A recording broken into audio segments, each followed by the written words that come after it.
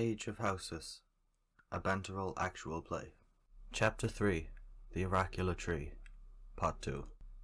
The group ventured deeper into the caverns, finding the old remnants of a mining expedition from Durundrath. After reading through a somewhat intact journal, they found the expedition ran out of supplies and could not return to the surface. They had been seeking a particular kind of gem that was sought after, particularly by mages. Strangely, the journal also cursed the Orracular Tree, so the party concluded that it must be nearby. The mines were not completely devoid of life, containing strange creatures that called themselves woodlings, humanoid figures made out of gnarled wood, who were more than curious about the party than actively hostile. They did not hinder the party and seemed happy to answer questions voiced by Cecil, who could understand them. After dodging around forgotten pitfalls and traps, they found an exit to the mines which brought them out into a closed valley around early afternoon, filled with vegetation and a very unusual and very large tree. Johnson was sure that they had found what they were looking for and began a ritual in haste, requiring him to cut his hand with a dagger, claiming one must sacrifice a part of themselves in order to receive a vision from the tree. A moment passed, and then another, and another. The ritual hadn't appeared to work. Cecil points out that the symbol that had appeared to have grown from the tree itself explained that druids use a similar symbol to represent rebirth from dusk till dawn, so perhaps they should wait for dusk and try again. After their camp was set up, the group all approached the tree again.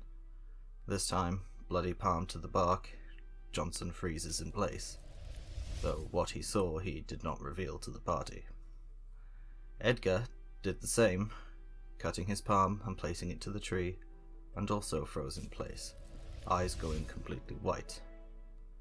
He is granted a vision of where to obtain knowledge of advanced machinations, showing a barren landscape and a structure on stilted legs, and dozens of them, all in a row, with sails above them propelling them onward.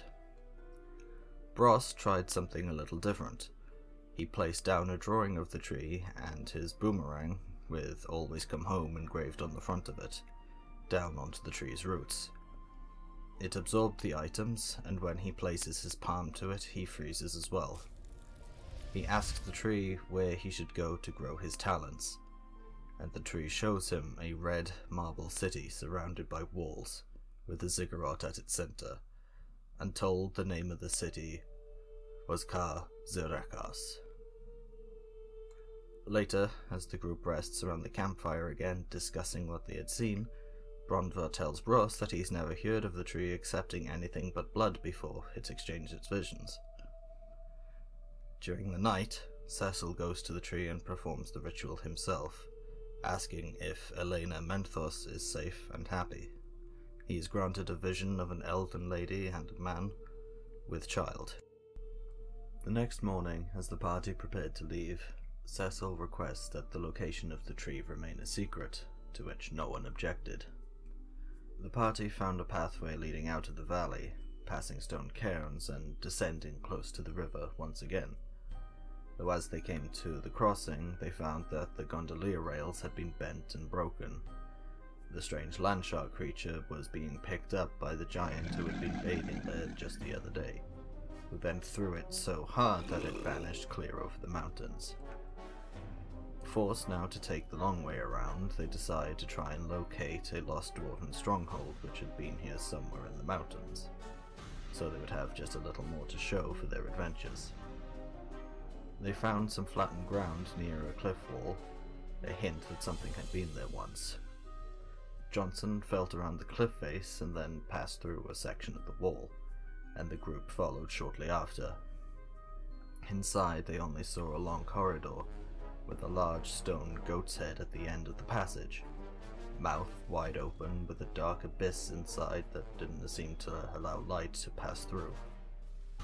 Not sure what it was, the group decided to throw several items inside it to figure out if it was safe or magical or something else. However, a stray stick caused Grump to chase and fetch it, running straight into the void, shortly followed by Bros trying to stop him, and then Cecil wanting to hold Bros back, then Edgar and Alec. This left a horrified Garrock, Ronva, and Johnson standing in the narrow hallway staring into the space where their friends had been, and the soundless, shapeless, lightless void, having only just figured out that this thing was a sphere of annihilation. Their friends were not coming back. A year had passed, and the Adventuring Guild Hall was built in High Peak. Garrock had been left broken and spent his days single-handedly declaring war on all goats in the region and painting murals of his friends around the mountainsides. Druids had moved into the town after around 8 months and began providing medicinal and recreational herbs and potions to the population. The land shark had been spotted a few times, taking livestock and vanishing again every few weeks. A horde of Goliaths also moved close to High Peak in the mountains, remaining distant but cordial neighbors. Not everyone gets a satisfying end to their stories. Some end before they ever really begin. Some actions simply cannot be undone. That being said, the end of one story always leads to the beginning of another.